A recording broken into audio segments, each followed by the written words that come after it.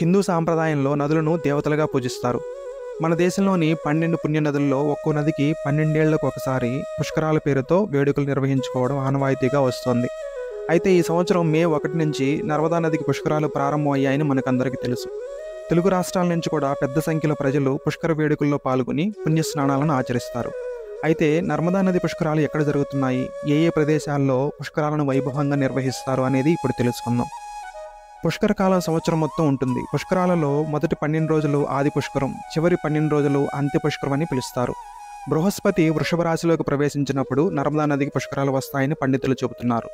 అయితే పుష్కరాలను నిర్వహించే మొదటి 12 రోజులు, చివరి 12 రోజులు నదిలో పుష్కరుడు సకల దేవతలతో కలిసి ఉంటాడని, ఈ సమయంలో పవిత్ర నదీ స్నానం ఆచరిస్తే సకల తీర్థాల్లో స్నానం చేసిన పుణ్యం దక్కి మోక్షం లభిస్తుందని పేర్కొన్నారు.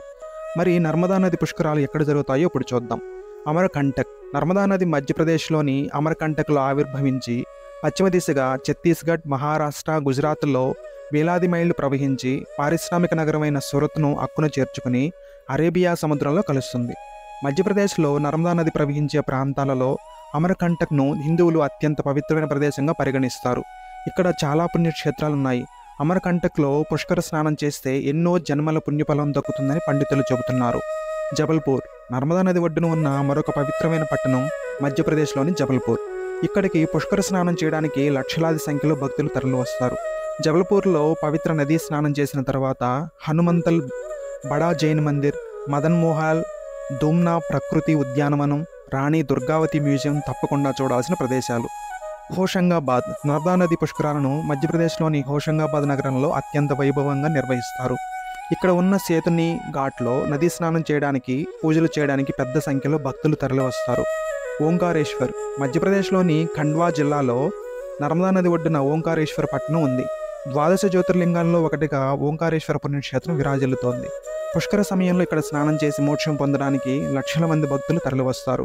ఓంకారేశ్వరంలో ఆ పరమశివుడు ఓంకార రూపంలో దర్శనమిస్తాడని పండితులు చెబుతున్నారు. అందుకే దీనిని ఎంతో పవిత్రమైన పుణ్యక్షేత్రంగా భక్తులు భావిస్తారు. మహేశ్వర్. మధ్యప్రదేశ్లోని ఖండ్వా జిల్లాలో నర్మదా నది ఒడ్డున మహేశ్వర పట్టణం ఉంది. పురాతనమైన ఈ పట్టణంలో ఎన్నో ఆలయాలు, చారిత్రక ప్రదేశాలు ఉన్నాయి. ఇక్కడ పవిత్ర స్నానం చేయడానికి నిత్యం ఎంతో మంది భక్తులు తరలి వస్తుంటారు. పుష్కర సమయంలో ఈ సంఖ్య లక్షల్లోనే ఉంటుందని చెప్పవచ్చు.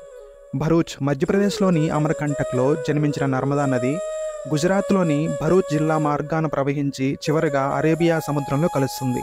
ఎన్నో వేల ఏళ్ల క్రితమే ఈ పట్టణం ఉందని చారిత్రక ఆధారాలున్నాయి. అందుకే ఇక్కడ చుట్టుపక్కల ప్రాంతాల్లో చాలా పురాతన కట్టడాలు, ఆలయాలు ఉన్నాయి. ఇక్కడికి ఎంతోమంది భక్తులు పుష్కర స్నానం చేయడానికి తరలి వస్తారు. జై శ్రీరామ్.